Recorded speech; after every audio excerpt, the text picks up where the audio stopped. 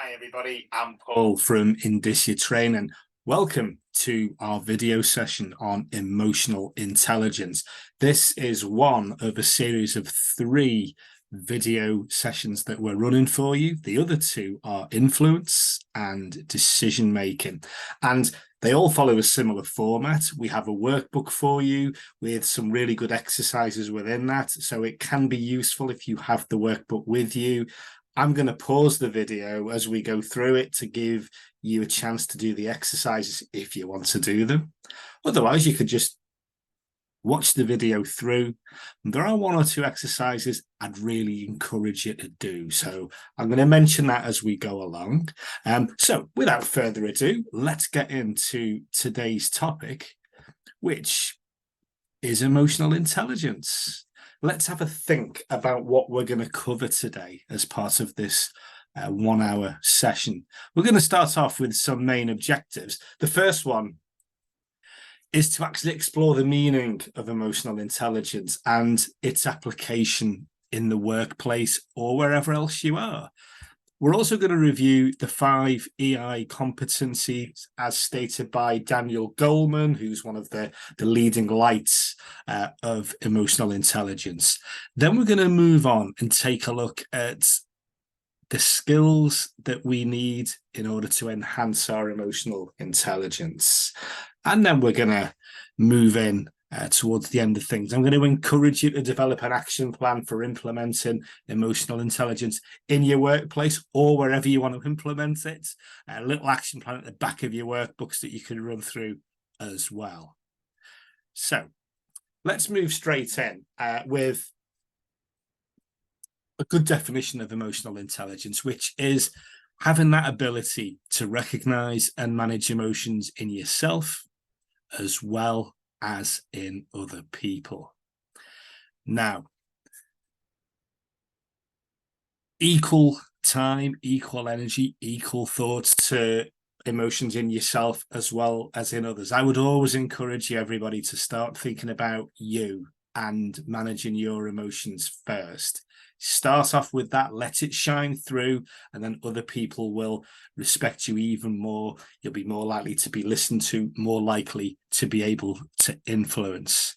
Now, Daniel Goleman, in his excellent book, Emotional Intelligence, came up with 5 EI competencies. The first one is self-awareness, so it's knowing what's going on within us, how we react, how we deal with things, how we communicate. The second one is self-management, that we're able to control ourselves and actually manage ourselves so that when we go into a room, we know not just how we are, but making sure we're the best version of ourselves. We can only really do that by exercising a real good, strong level of self-control and self-management. The third competency is that ability to motivate. And again, start off with motivating ourselves. We've all come across the person who talks about motivation but looks really demotivated themselves. Make sure that you live and breathe a motivated state before you even think about influencing others to do the same. The fourth competency is empathy. It's that ability to see things from someone else's map of the world, from someone else's position. It doesn't mean we completely agree with them. It just means that we go into their world as much as we can and understand why they're doing what they're doing. And if we demonstrate that, we're more likely to communicate a little bit more successfully. And the fifth competency is all about dealing with relationships. So that could be your peers, it could be people that you manage, or it could be people that manage you.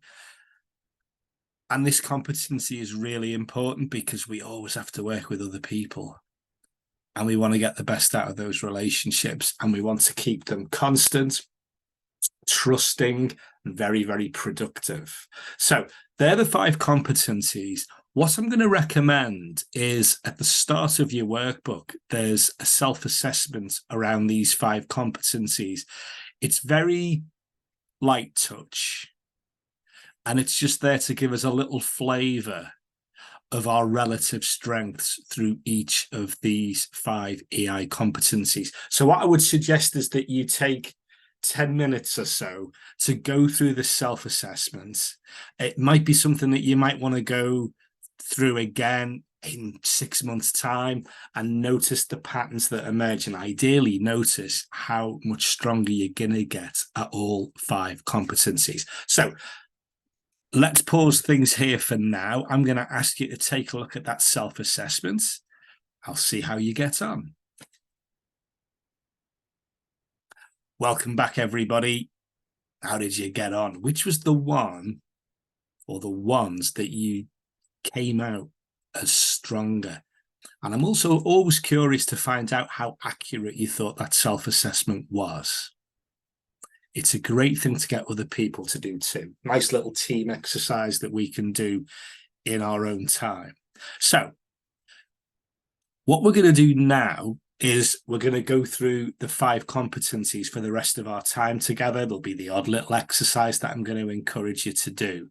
Let's start off with the first emotional intelligence competency, which is self-awareness. And this is really important because when we have a better understanding of ourselves, we're then empowered to make changes, build on our areas of strength, and identify where we can make improvements.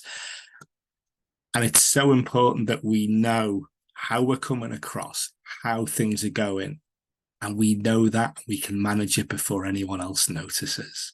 Okay, so there's 2 things we're going to look at around self-awareness. And the first one is the importance of having an emotional journal. And this is really useful because we can just write down our feelings. It's good for us to acknowledge them. And it's also really useful to notice patterns that happen in our lives as well. And there's a few questions that are really important to ask ourselves whenever we want to have a good record of how we're feeling. First up is, let's see, what's going through my mind right now? Everything on paper or on the Word document that you use, and then have a think about what's the evidence that this automatic thought is true. How often are we convinced about something that we're doing, that we're thinking, that we're experiencing? When we go to our prefrontal cortex here, and there isn't any evidence for it at all. It's something that we're assuming. The third question is to think, could there be an alternative explanation? That could be something that we don't know, or something that we've just not considered yet. Then it's worth asking ourselves, what's the worst thing that can happen here? Jot that down. And make sure if you do that, you do this question on the screen right now. What's the best thing that could happen? And don't hold yourself back here. Even if you don't right now believe it, what's the best thing that could happen? And then consider, what's the best thing I could do about it right now? Never mind what anyone else is doing. Never mind what anything else is doing. What's the best thing I can do right now? And then move on to consider the effect that your automatic thought is having on you. If you believe that you can't speak in public, if you believe you won't be able to convince whoever you're going into a meeting with, what's the effect of that? And then have a think about something related to this, that what could be the effect of changing the way you think? If you suddenly believed you could speak in public, if you suddenly believed that you could influence the important stakeholder in the upcoming meeting, how would that affect things? What difference would it make? Note that down too. And the final one is, what am I going to think, feel, and do right now? And then go and do it. Now, this set of questions is in your workbook. I'd really recommend you have a good look at this. You might want to just stop and just take 10, 15 minutes to have a good look at this and go through all 9 of these questions and see how you get on. And it's a real good habit to do this regularly, either every day or weekly. It's up to you. But I'm going to give you 10, 15 minutes to take a look at this. I'll see you on your return. Welcome back, everybody. How did you get on with the first entry in your emotional journal? I know people who do this every day. I know someone who does it once a week. It's really important to check in on how you really feel and what's going through your mind. Now, the next thing we can do when it comes to self-awareness is to take a look at something called well-formed outcomes. This is a great way of thinking about your goals and your aspirations and thinking them through really thoroughly. This is something that somebody taught me, 30 years ago now? It's really, really useful. I'm a great fan of things like SMART objectives, very good. But this is a little bit better. It goes in very, very deeply. I'm going to ask you to do this with me right now. It's in your workbook, so you can jot things down. Or if you want to preserve your workbook and do this exercise regularly, get a piece of paper. And the first thing I want you to think about is, what do you want to achieve? And state it positively. I want this. I really want this. Whatever it is, jot that down. And the second question is, how will you know when you've achieved it? Now, this is quite important because we want to make this really clear now, because otherwise we may think, well, I've kind of got it, but not enough yet. Get this defined right now so that you can spot the signals when you can say, yes, I've done this thing that I want to achieve. The third question is, what will you see, hear, and feel when you've achieved it? You might not have thought about things like this before, but just stop and think. When I achieve this goal that I really want, what am I likely to see, hear, and feel? Have a think about that for a few minutes and jot down what you think you'll see, hear, and feel.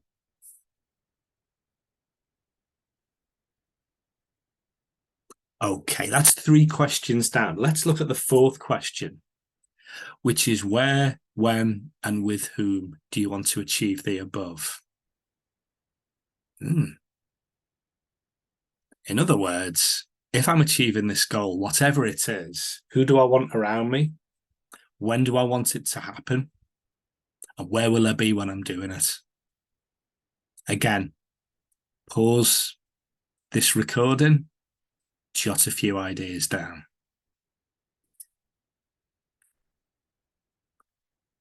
Now, this 5th one's a bit counterintuitive, folks, isn't it? You know, where, when, and with whom do you not want to achieve the above? But if you think about it, I can think of a few occasions when I've thought, well, if I get this, I don't want to be here. I don't want to be with these people. And I don't want this to happen when I'm not ready. And here's when I don't think I'll be ready.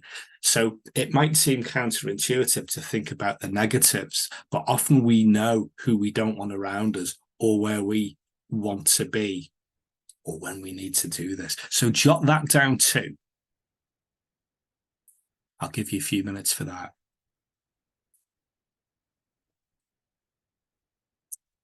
Next question is reasonably straightforward. What resources do you need to achieve it? And watch out here for falling into the trap of wanting loads and loads of external things that cost lots of money. Think about what you already have that you might not be using in a certain way yet. What resources do you need to achieve it? What could you do? What could you do with your time and your existing resources? The next one is, what will happen when you achieve it? I remember starting my business delivering training, and I wasn't at home much. That had lots of consequences. Whatever you want to achieve, think about what will happen when you achieve it. Yes, think about all the positive stuff, but also think about some of the other consequences. And that means we might have to do a little audit of the negative stuff How am I going to deal with that? And is that going to be outweighed by the positive stuff? So what will happen? What might happen? The next question is, how will achieving this benefit you really? You might really want it. But if you get a little bit of detail about precisely how it's going to benefit you, that's going to make a huge difference in terms of how much you really want to achieve this thing, whatever it is. And then we move into the next one. Do you want this outcome in any other situations? Now, this might seem odd initially, but think about this another way. If you want to hit a sales target and you get that effectively, where else might you want to hit a target? If you want to be more efficient about using your time, where else could you do that? If you want to get on better with some people who are less easy to get along with, which other situations might you want that too? You can experiment a bit with this, make it a nice wide search, but jot down, do you want this outcome in any other situations? And when you achieve this, how will it affect other aspects of your life? Will you still have the same time with your family? What's the consequences of that happening or not happening? Are there any activities you do outside of work that might be affected by achieving this? Oh, by the way, if your goal is something personal, how will it achieve your work? So again, spend a couple of minutes thinking about this and jot down how getting this goal is going to achieve other aspects of your life. The next one, if you did get this outcome, what would happen? Literally, what would happen? Talk about your emotions, your feelings, and any kind of material things that you think would happen if you got this. And the last question is, if you didn't get this outcome, what would happen? How bothered will you be? How critical would you be of yourself? Would you just brush it off and go, I didn't want it very much anyway? Now, you've got 12 questions there. Now, I can guarantee that for some of you, some of these questions might not be relevant. That's fine. But what people have told me and what I've experienced as well by going through these 12 questions is I get a real big, rich, detailed picture of what this goal and achieving this goal would bring me. And I've got real good ideas about what I'm really looking forward to about achieving this goal and what I might want to be wary of. And there's been times when I've just decided, I'm not sure I really want to do this that badly. I might change what I want. And what that means is that you're really aware of what's more important to you. You're really aware of how your aspirations, your achievements are going to affect not just you, but the people around you too.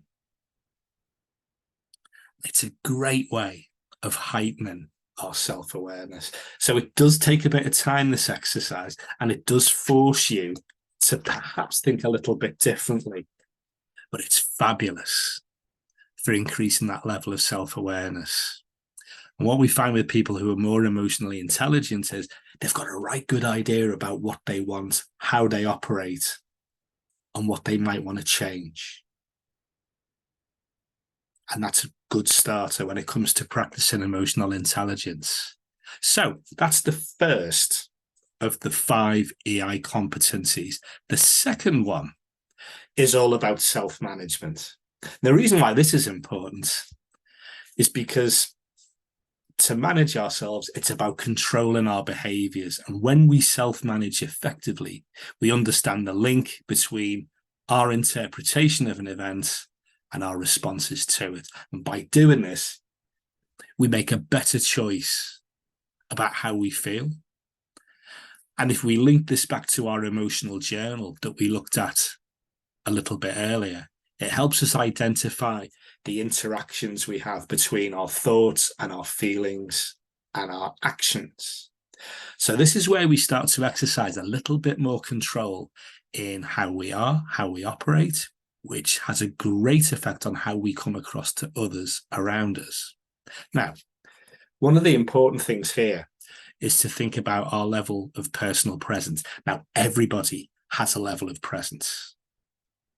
Everybody you know, I can imagine they walk into a room and you're like, oh, it's this person, or it's, hello, Paul, how are you? And somewhere in between those two extremes. What we're going to look at here is how we can use our personal presence to manage ourselves very well, but also to manage how we come across to others really well. And this dovetails really nicely with our influencing session that I hope you're going to have a look at some point. Now,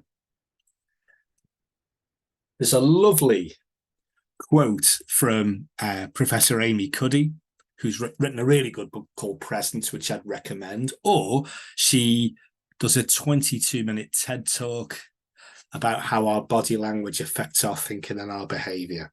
That's free and that's well worth a watch. And she defines presence as the state of being able to comfortably express our true thoughts, feelings, values, talents, and knowledge. Now, what we're going to look at here, and this is in your workbook, by the way, folks, are 4 types of personal presence. We've got the uncontrolled high presence. This is where someone's really overwhelming. They talk over everybody. Everything's about me, me, me, me, me, me, me. No one gets a word in edgeways. Everything gets drawn back to my situation, my thoughts, my feelings. And generally, there's not much control here. There's not much clarity here. And they're quite loud and they can come across quite aggressive. I bet you're thinking of a few people already, aren't you? And then if we swing over to the bottom left, we have what we call uncontrolled low presence. This is when we're shy and we don't contribute very much and we blend in and we're a bit apprehensive. Often we're a bit like this early on in a job. For some of us, if we move into a new area of work and there's a lot of subject matter experts around us, we just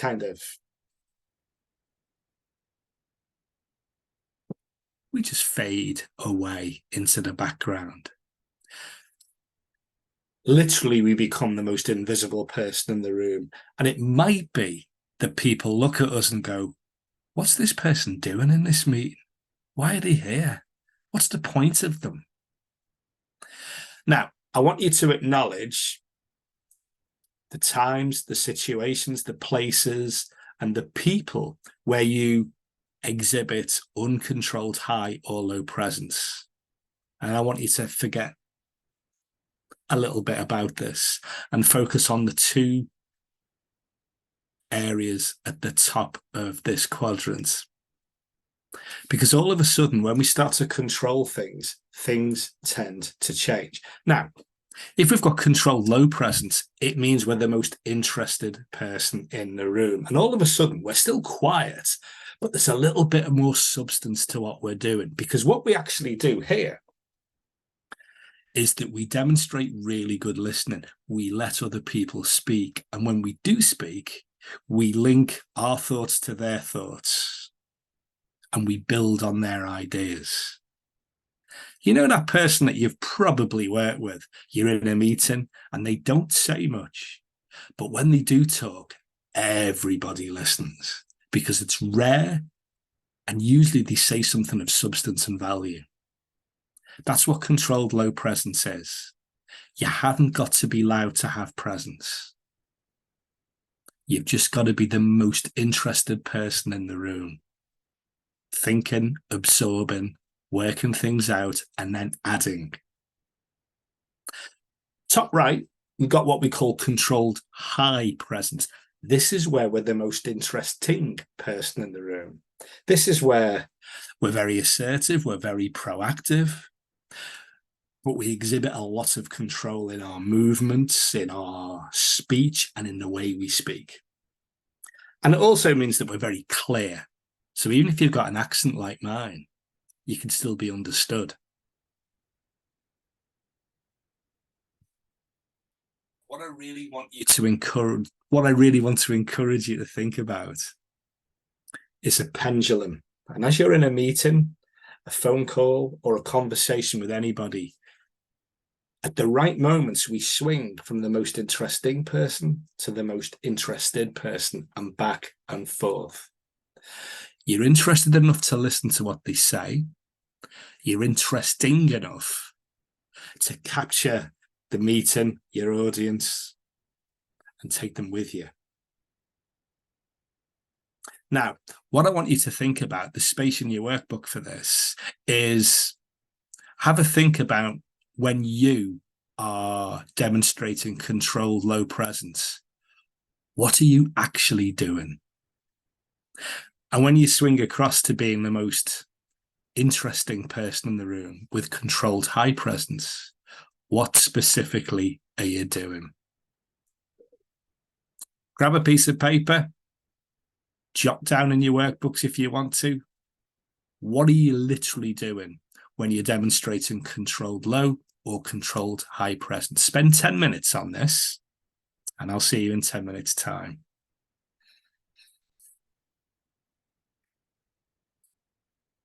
Okay, folks, welcome back. How did you get on? Really thinking about what you're doing when you're demonstrating controlled low, controlled high presence. Here's some clues. Now, if we're looking at controlled low presence, what's really useful is we listen attentively to the meaning behind the word. So sometimes people will emphasize certain things. Sometimes people will show you with their non-verbal communication what's really important to them in their message. Pay attention to that. Then we've got a way of us getting involved, that we ask open-ended questions and then let the discussion carry on. What specifically do you mean by more energy? Oh, okay. Let the conversation go on. So you show your interest, you ask a very interesting question, you let the conversation flow. That's right. Be comfortable with silence.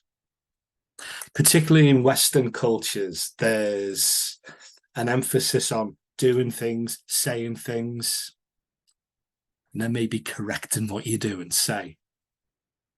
Now, if you allow yourself a bit of silence, it just buys you a little bit of time to assess the situation, to think about your best response, your most useful response.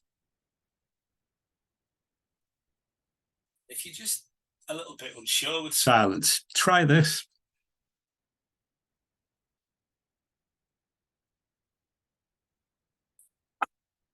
That gives you time to think. And it might be that some people are a bit wary of silence. Stick with it. It's really powerful. Another thing that we can do is just make eye contact appropriately. So if you're in a situation like this, when we work virtually, look at the camera, but every so often look around the gallery too.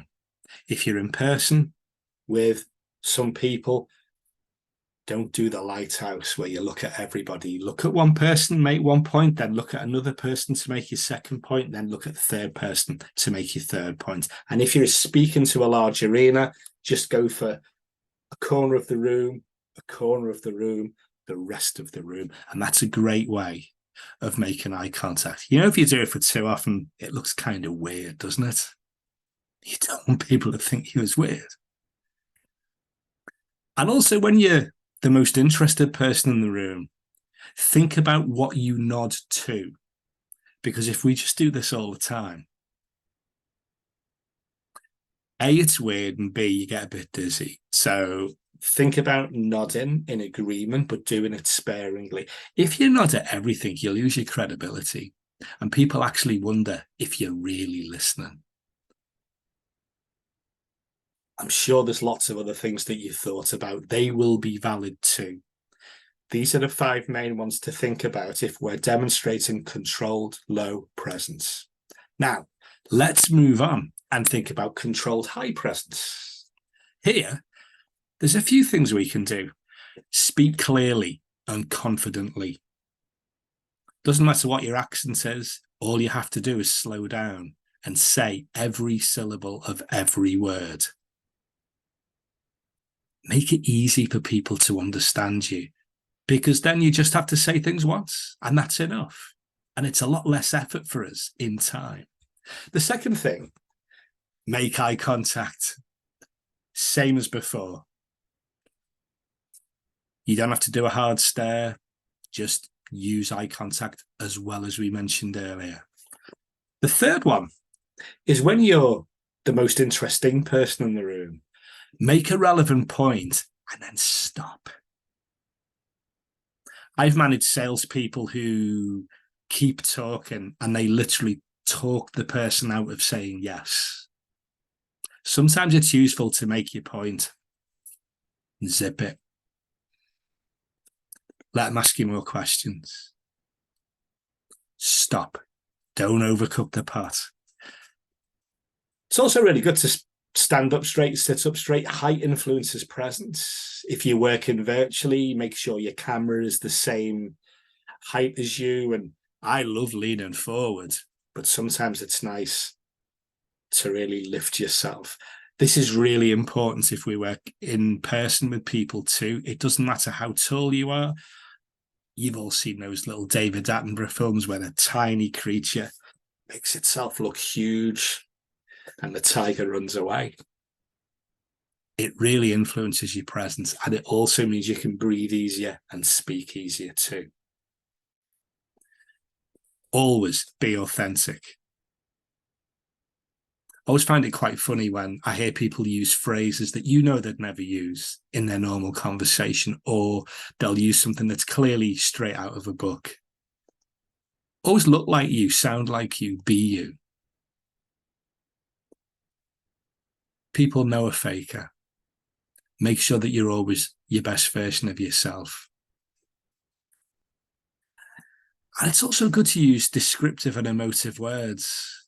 What a fabulous presentation that person gave. Wow, that was unbelievably accurate. And when I'm with person X, everything's easy. They're a pleasure to work with. Now, some of us might be a bit shy of this. It might go against the grain from what we've been taught when we were younger.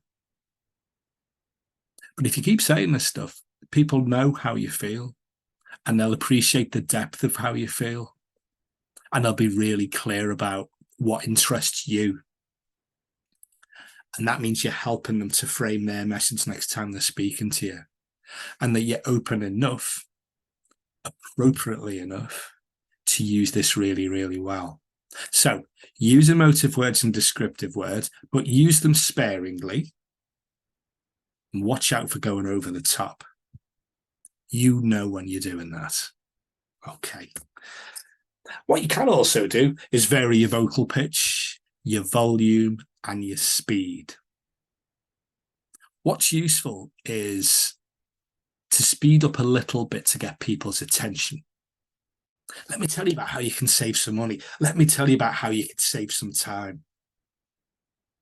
And then slow down when you're going through the detail, because you've got their attention, and it's really important then to, a little bit more slowly, make it easy for them to understand the detail and all the steps that they have to take. It's also useful to pause every so often too, because that gives them the chance to absorb what you're saying. It also gives you the chance to pause and just get yourself together and think about their response or what you're going to say next. And again, we all like to sound professional and clinical and factual, but it's also nice to use some warmth as well. Sometimes that just means speaking a little bit softer, a little bit deeper. There'll be times when you're communicating when that's ever so helpful to you. Use it. Because people actually like people, really. And they tend to do a little bit more with people who are a little bit more pleasant and helpful to be around. Your voice can reflect that, folks. The last point here is that when you're describing things, tell stories. It's a time when I was presented to a bunch of industrial guys in Leeds. They were all men, and someone dropped a pen and I bent down to pick it up and my trousers split from front to back. It got quite breezy. And I just said to them, look, lads, you've got a minute. You can just say what you want for a minute and then we're going to crack on with the day. And I got all kinds of abuse, proper abuse as well. And I said, right, that's your minute up. Let's move on with this.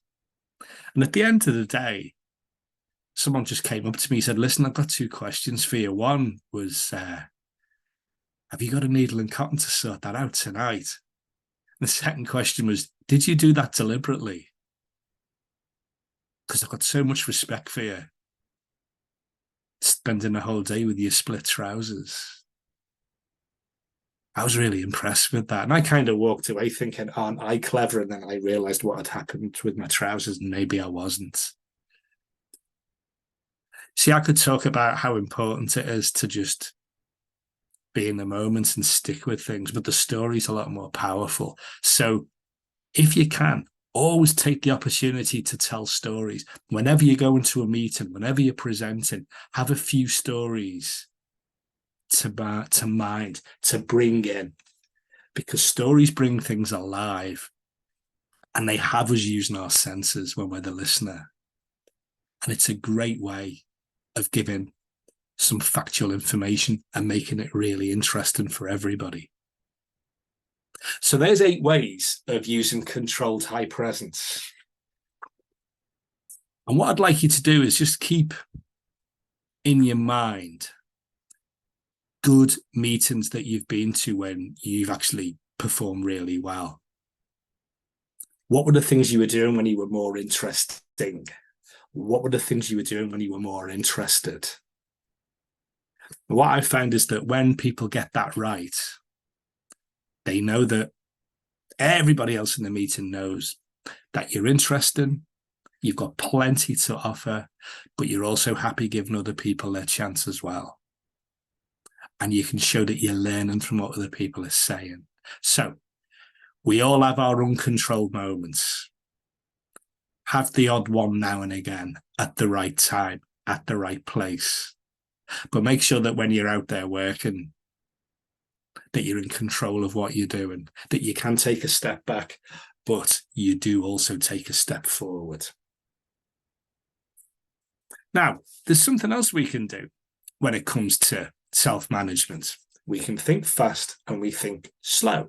There's a really good book by a guy called Daniel Kahneman. The book's actually called Thinking Fast and Slow.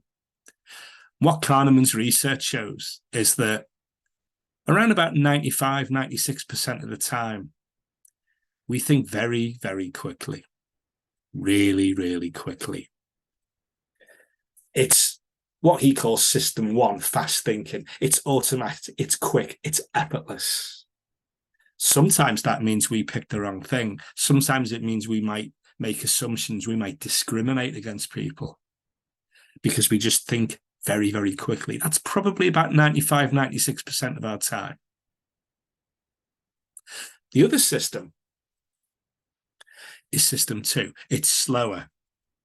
It takes more effort. It takes a little bit more attention. It takes a little bit more concentration. It's usually very accurate. It's precise. If we're speaking, we think about everything we say and how it comes across. That's probably about 3-4% of our time when we're thinking.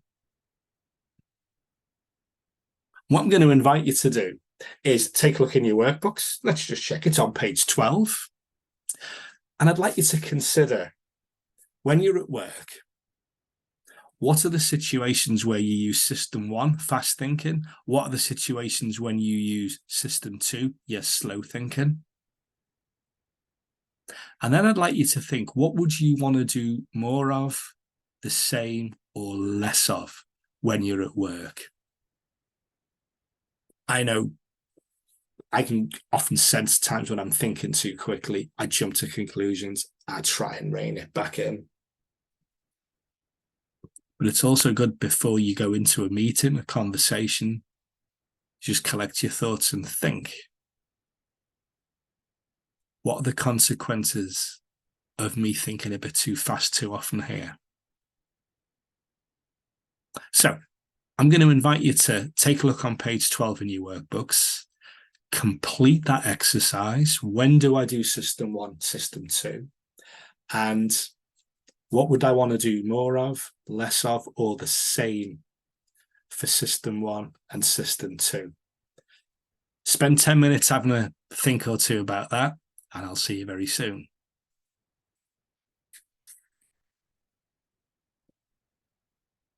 Welcome back, everybody. Just bear in mind that most of us, most of the time, we think fast.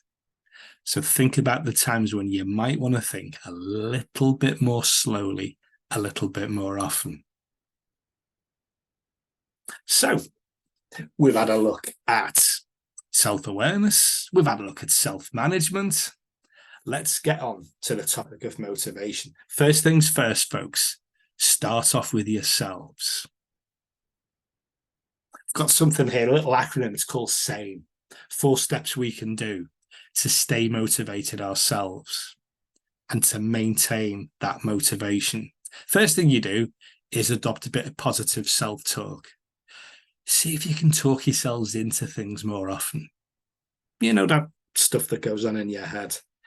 I can't, I won't. I should have, would have, could have. Talk about how you're going to do it, when you're going to do it, who you're going to do it with. Even if it means you fail a couple of times, that's fine. We all do this. But adopt some positive self-talk. Run the movie and make it a positive one. The second step is to build an A-team. It's your effective support network. It could be your colleagues, maybe even your managers, maybe somebody a bit more senior that you don't work with all the time, who could be a really good mentor for you. And yeah, people outside of work who will listen to you, will be a sounding board for you. See if you can spend more time with the people who are just more positive and don't feed you all the negative stuff all the time. The third thing we can do is visualize an inspirational mentor. Now, this could be somebody that you know in real life. It could even be someone who actually is a mentor for you. But quite often it's useful to think about 3 or 4 people that you really respect and appreciate and admire. What would they do in this situation? What would they suggest to me? And have a think about that. This is something that a lot of us do more often than we think.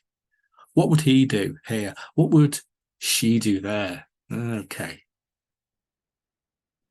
And the fourth thing we can do is create an environment that's conducive to motivate yourself. Now, if you have a work area, a workstation, have it the way you want it. Put things there that will make you more motivated. I remember years ago, before we had this internet stuff, people would put little postcards of where they were going on holiday in 2 months' time as a kind of thing that would spur them on. People put photos of their family around there. But think about your environment. If you work from home, by the way, if you can, get a space where all you do is work and leave it there. If you can't do that, set everything else up to work and then get rid of it when you're finished. And that means that we are in this space where we're in the right state to work and feel good about our work and what we're doing.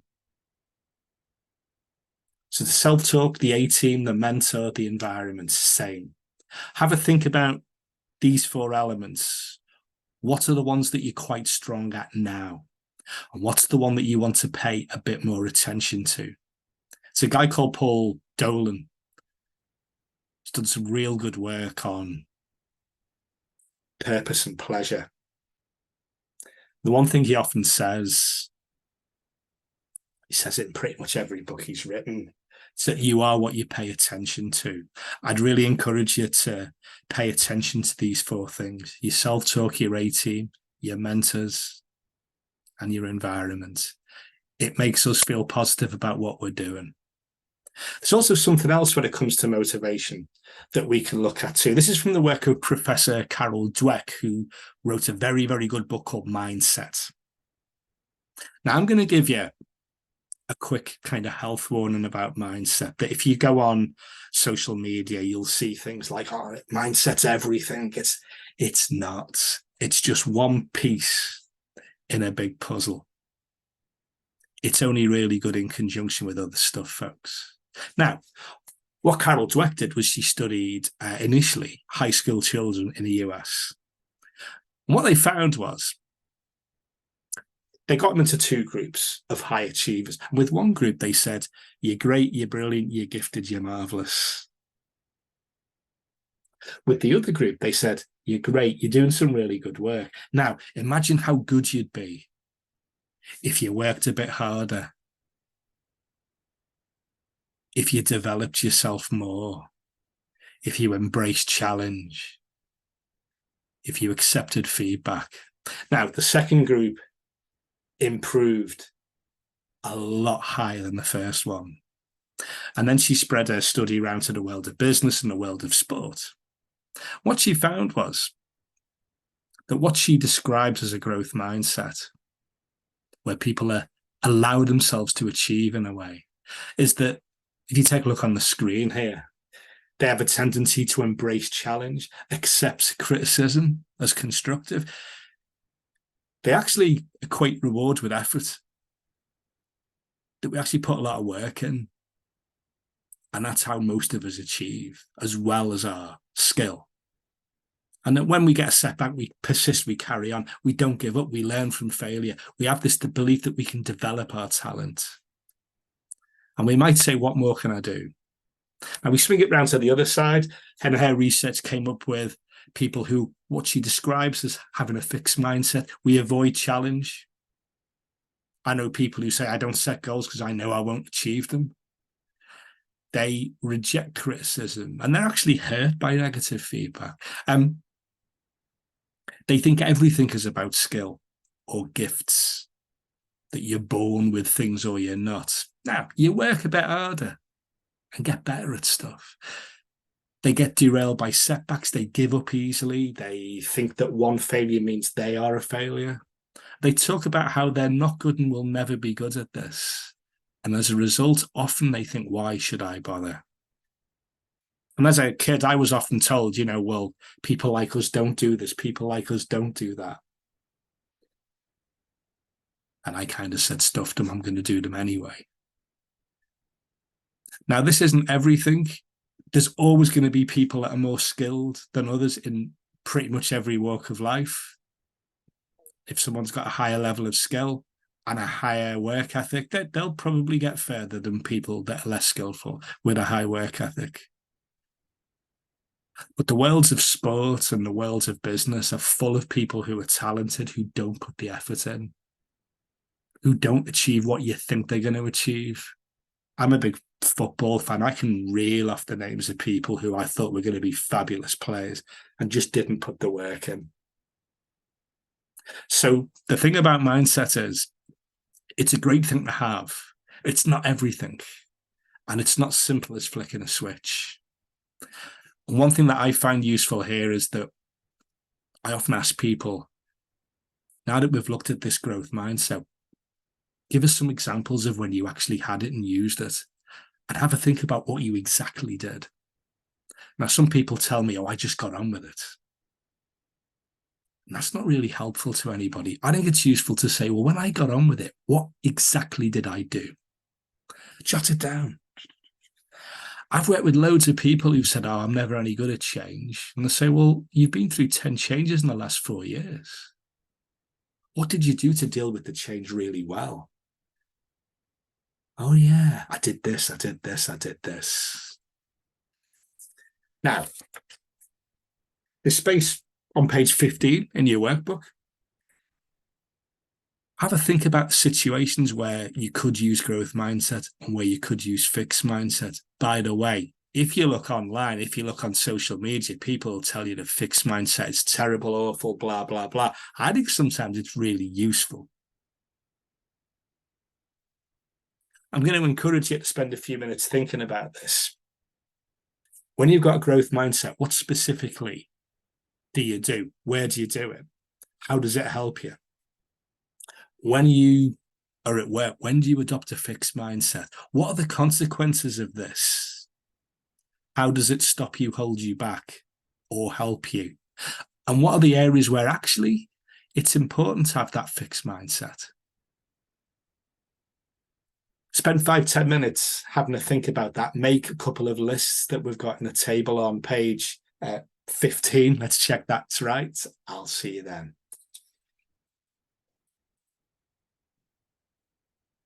Welcome back, folks. My take on fixed mindset is, if you're looking at the law, if you're looking at compliance, if you're looking at health and safety and your duty of care to everybody around you, I think it's good to have a fixed mindset about that. Now, when I'm delivering a training course on site and the fire alarm goes off, I don't think, what would a growth mindset do here? I'm thinking, I don't want people to get hurt. Let's get the heck out of here. I've got a very fixed mindset about that. The danger, of course, is that when that fixed mindset is useful and we take it into areas where it really doesn't help us. So it's not a substitute for skill and talent, but how often have you seen less talented people achieve more than the people who appear talented? And it's usually because they've worked hard. It's not about a gift. It's not about the way they're born. It's the fact that they learn from challenge, learn from mistakes, put the hours in, and they hang in there. But it's not a switch you can flick, folks. It's a muscle that you need to develop. So I'm going to encourage you to develop that. And I can guarantee that if you do that, you'll find yourself a little bit more motivated, because you'll think about times when you made things work. Now, the next competency in emotional intelligence is empathy. And there's a lovely quote here from Daniel Goleman. Again, he wrote a lovely book, Emotional Intelligence. And empathy is sensing what people are feeling, being able to take their perspective and cultivating rapport and attunement with a broad diversity of people. It isn't about agreeing with people. It's about just going into their world, finding out what's going on, what makes them tick, what makes them happier, what makes them less happy. Now, there's 5 areas in which we can take a good look at empathy. The first one is what Goleman calls understanding others. This is about looking at the person that we're with, noticing how they are, how they feel about a situation, actually thinking about what might concern them, maybe anticipating them, but also making sure we go a little bit deeper as well. Oh, you don't look very well. Walks away. Isn't as good as, what's happening here? How are you? And just spending a bit of time with them. The second area is about developing others. Developing others doesn't mean making them rise up the career ladder. It's about developing them in areas where you think it would help them, ideally as well where they think they would benefit. And it might just be learning more skills, getting more confidence, getting a little bit more different experience. And that most organizations are built on the back of people who develop, but they don't get promoted. They just get more skilled, more confident. The third area is about focusing on service. This isn't just for customers or stakeholders, by the way. This is for the people around us. What do people need? How can we give it them or enable them to get it? And this is an excellent mindset as a manager or leader, to think, how can I serve my team? How can I make it easy for them to do their jobs well? If you put it another way, what can I do to stay out of their way? Now, the fourth area of empathy is about using diversity. Goleman's American, by the way. He says leveraging diversity. Using diversity is better. Now, we're not just looking at the big 6 here. We're not just talking about gender or race or disability or sexual orientation or beliefs or age. We could be talking about all sorts of stuff here.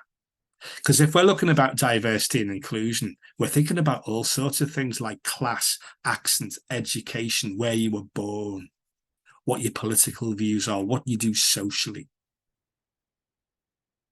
And there's a raft of statistics that shows that when you've got a team that's more diverse, it's more innovative, there's more ideas, there's more creativity, and ultimately, generally speaking, there's a lot more productivity.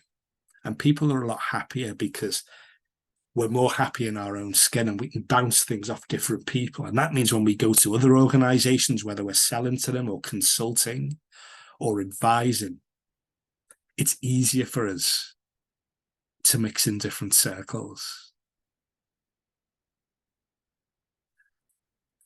So I'm talking about that sense of diversity. We just cultivate opportunities through different kinds of people on lots of levels. The fifth one is what we call political awareness. Now, we're not talking about political parties here. We're just talking about recognizing, noticing, anticipating the emotional currents in your team or in the group that you're working with, and thinking about the power relationships that's within a team. It isn't about hierarchy, by the way, because sometimes I've worked in teams where the manager's probably been the weakest person in the team and hasn't been able to exercise their authority when needed. It's that thing about walking into a room and thinking, whoa, what's going on here? He's noisy, she's quiet, he's quiet. What's going on here? And anticipating that and knowing it. Now, I'd like you to take a look at these 5 and have a think about the one where you think you've got a good level of strength. And then have a think about what's the one that you would really like to develop a bit more and pay more attention to, and commit to just using this area of empathy a little bit more. Can I get better at understanding and developing others? Can I do a little bit more focus on how I can serve my team, my customers, my manager, my stakeholders? Could I actually encourage people in my team to bring a little bit more of themselves to their work so they can be a little bit more open and we can actually learn more about each other and use each other more? And can I develop my antennae so that I know what's going on in the room, in the team? I'm more aware of the currents that are lurking beneath the depths. You do those 5 things and get better at them, you'll have a lot more empathy. And it means you get more done more quickly and connect more effectively with the people around you. Now, that's 4 competencies done. That means we've got 1 left. The 5th competency that Goleman talks about is dealing with relationships. And essentially, our working relationships have a huge impact on how we feel about ourselves and our lives. And this really affects how we get on within our team and also how we get on with people in other organizations. Now, there's a few points here that Goleman talks about with this. The first factor is, let's start off by getting a secure sense of identity. 59-year-old heterosexual married Scouser. And I'm quite good about this. I'm quite comfortable with it. Even though people might talk about petty theft, drugs, and the fact that I'm old. It's about being happy in our own skin. It's really, really hard to build effective relationships when we're not sure about ourselves. So really cultivate this before we do anything else, folks. Get that secure sense of identity. Not everybody's going to like you, but that doesn't matter. You can still work with them. The second factor is about being true to yourself, knowing yourself, respecting yourself, liking yourself, sticking to your boundaries, paying attention to your instincts, because sometimes our instinct is actually better and more effective than hours, weeks of research. The third factor is what we call reciprocity. I do this for you, you give me something back. Reciprocity is never forced. It's never written like an arrangement or a deal. It's just this sense that I will give stuff and I'll get stuff back. And sometimes you've got to wait ages to get something back. When it's unconditional, it's really, really useful. Think about when you're walking around a supermarket, you go to the deli counter, they've got little bits of cheese on a stick. You think, I'm a bit hungry, I'll try that. It's not bad. It's really good. After the third one, you kind of, I better buy some of this stuff. I've eaten half of it already. And think about the people that you work with where you just do stuff for them and they do stuff for you. And that's a great relationship. There's no strings attached. You just do it because it's good to help people. Now, the fourth factor is awareness of boundaries. This is really important these days when a lot of us are working parts at the workplace, parts at home, parts other places. It's harder for us to be aware of the boundaries. Lots of people have told me since the pandemic they actually work longer hours, even though they're at home.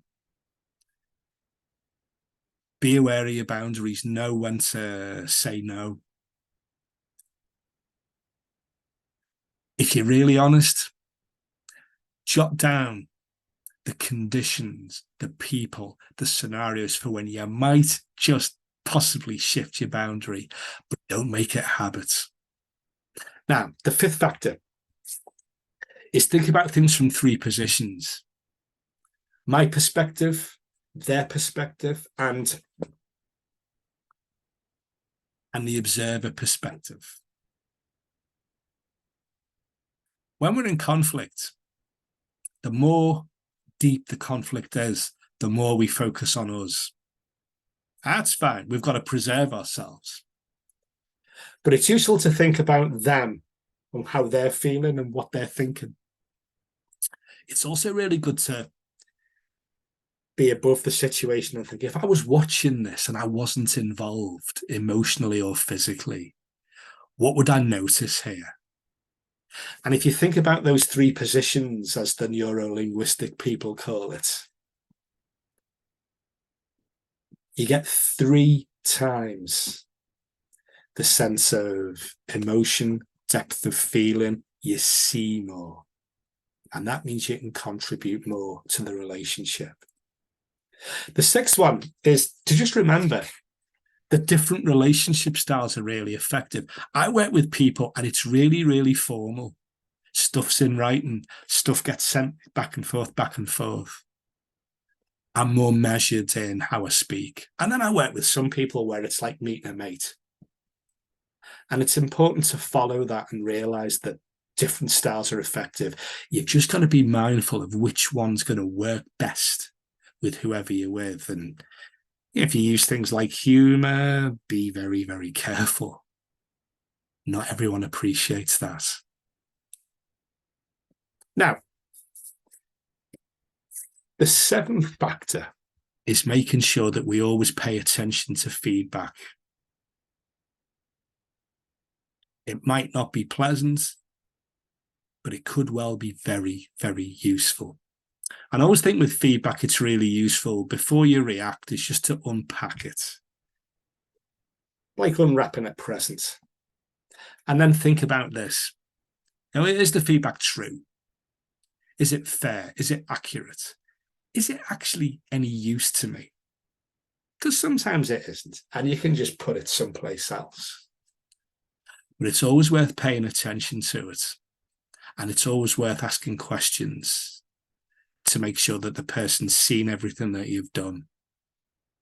But always pay attention to it, because whether it's right or wrong, that's the effect you've had on somebody.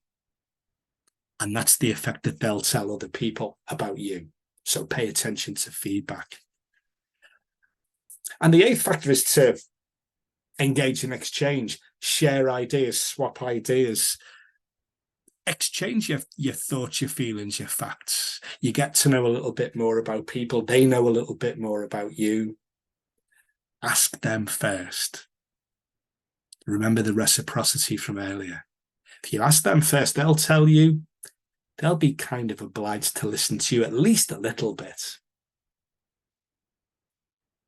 And when you talk to them, that will affect their response and vice versa. So it's not about being a completely open book. It's about just being open enough. So give a little bit, share a little bit, get a little bit back, get comfortable with that. And the 9th factor is to always be explicit.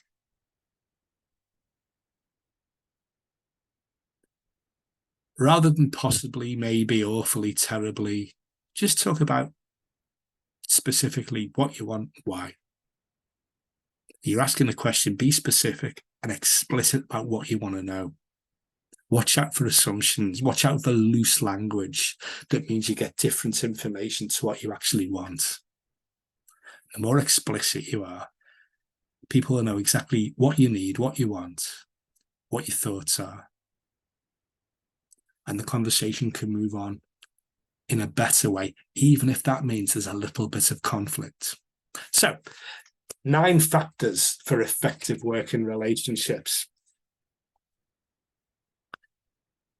Again, have a think about the 2 or 3 here that you'd really want to pay attention to a little bit more. There'll be some here that you're brilliant at.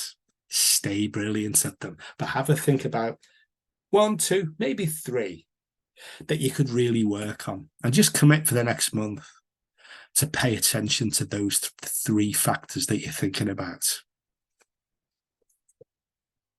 So, what we've looked at here are 5 emotional intelligence competencies.